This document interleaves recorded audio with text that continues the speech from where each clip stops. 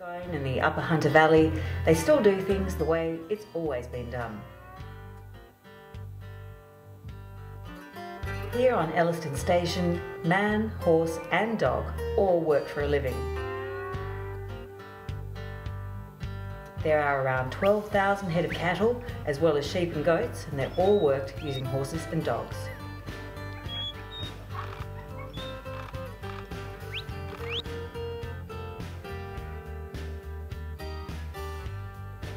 Murray Wilkinson has been a stockman at Elliston Station for the past 7 years, and he relies on his animals to get the job done every day.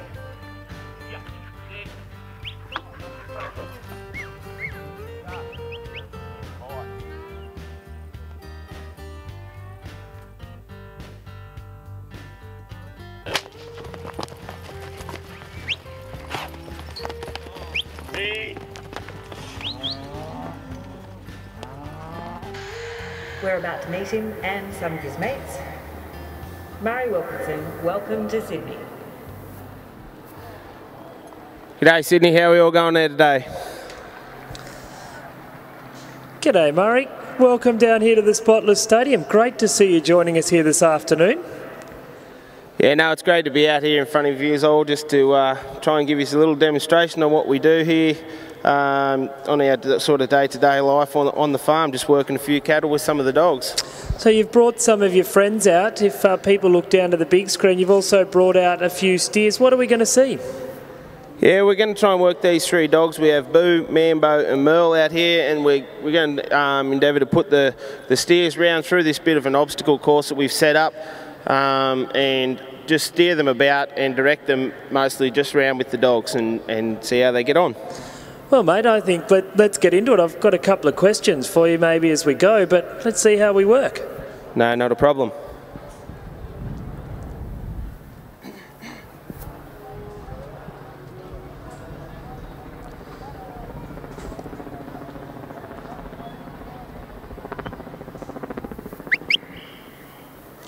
So who's that's going to work for us first? That's Manbo out there at the minute. He's just going to go out and pick these cattle up, and he'll bring them back over towards where I am, drawing them in off the fence there, and then yeah, we'll drive them back over towards this obstacle.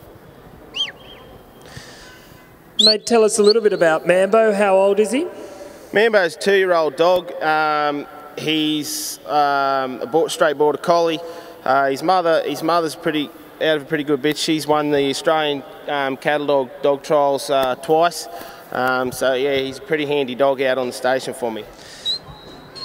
I can hear you whistling a little bit there and giving him commands, but is that natural what he's doing there? Is that sort of instinct, or have you trained him to bring the cattle to you? Yeah, look, it comes pretty natural to the dogs, and also it's sort of, you know, we also train him on his lefts and rights on where to go to bring them cattle towards me.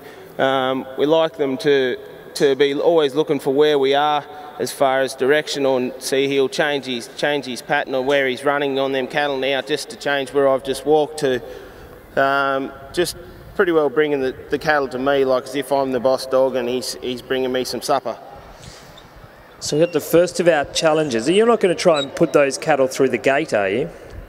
Yeah, I'm going to try and put these cattle through the gate, and then I'll endeavour to swing them around the top side here and go on the top side of these other two dogs that are waiting a bit patiently over here on the stand that we have. Let's see if you can do it, boys and girls. Who thinks that he can?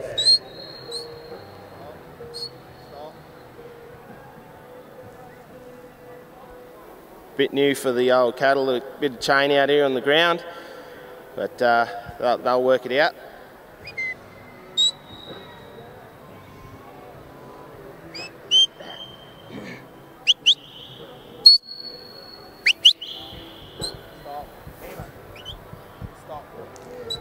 We'll just let Murray concentrate here for a moment. You can hear the different whistles and the commands coming through.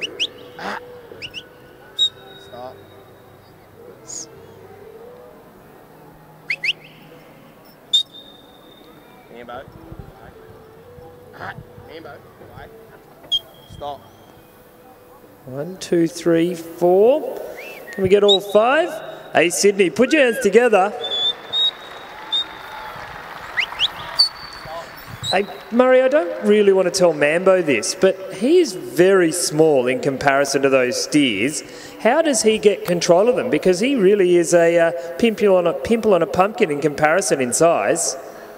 Yeah, I suppose there's like he's a predator animal, and the cattle are prey animals, and he uses his dominance of being strong enough to dominate them cattle in a bit of force that they will respect his presence. And on the farm we also break the cattle in with the dogs and stuff like that, just for just our general work, you know, for ease of handling them throughout and keeping everything nice and calm. We like to keep our stock walking along nice and steadily, just to keep the quality of the meat that them cattle will produce as high a quality as we can. So by just walking them slowly, that actually stops the cattle from stressing, which means that when they get to market, they're more valuable. Yeah, no, that's correct. Like if you keep everything nice and calm, then you're going to have the most tenderest meat that we can possibly produce. I'll just call another dog off now, and we'll continue on our way, head over to this next one.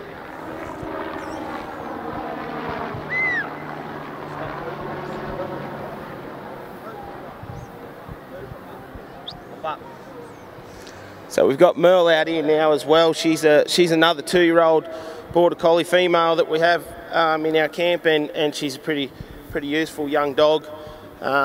She's coming along pretty nicely, and her and Manbo work well together.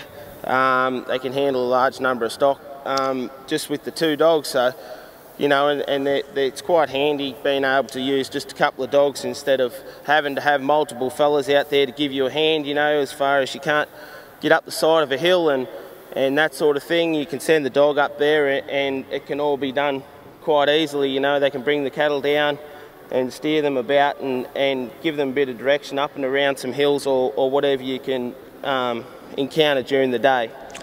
Mate, they might be able to get up the hills, they might be, you know, easier there, but wouldn't you just put a few more blokes on? Wouldn't that be probably an easier thought? Beg your pardon that, Tim? Sorry, mate. I just said you put dogs on. Wouldn't you just put a bloke on? Wouldn't that be a better concept on a quad bike? Yeah, definitely not. I don't think.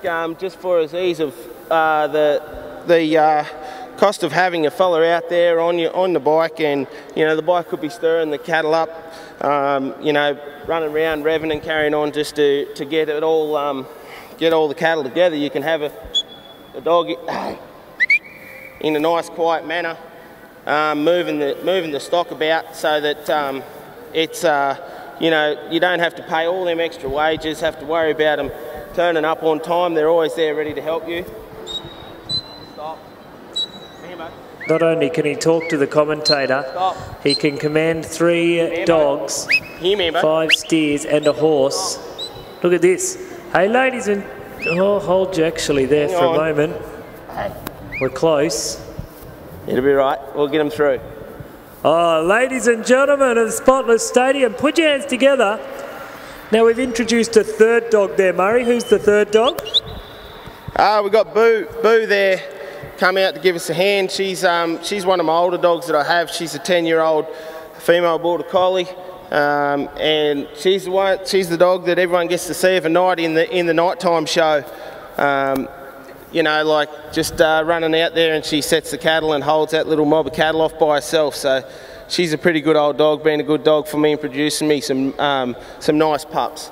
So these dogs are just trying to hold these cattle up. They're just wanting to jog home a bit there. So we'll just let them get them settled, just so that they're not learning to run back. So even you're training dogs, you've trained a horse. You're actually trying to train your cattle as they head towards home.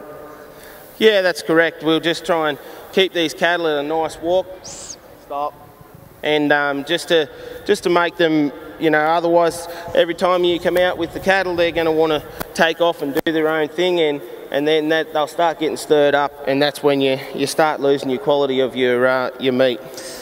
Mate, there's plenty of us sitting around the ground here that are probably feeling like these dogs leave their dogs absolutely, in terms of ability, blow them out of the water. Is there anything you could tell us that we could take home to Rover at home, or our own dog sitting that's the domesticated house dog? Yeah, look, everything's just about consistency and what you're willing to accept in your animals at home, as far as you know, like their discipline on what they need to be doing and rewarding them for when they do the right thing. So that's what you got to look at, is what you actually want that dog to be like and what you're willing to accept. Well, Murray, thank you so much for coming down here today. It's been a pleasure and an honour to have you here from Elliston Station. Ladies and gentlemen, please give him a big round of applause, Murray Wilkinson. But keep the bigger applause going for those beautiful 3 dogs, to Manbo, to Merle, and to the star of the Man from Snowy River, the one and only Boo. Thanks very much for having me.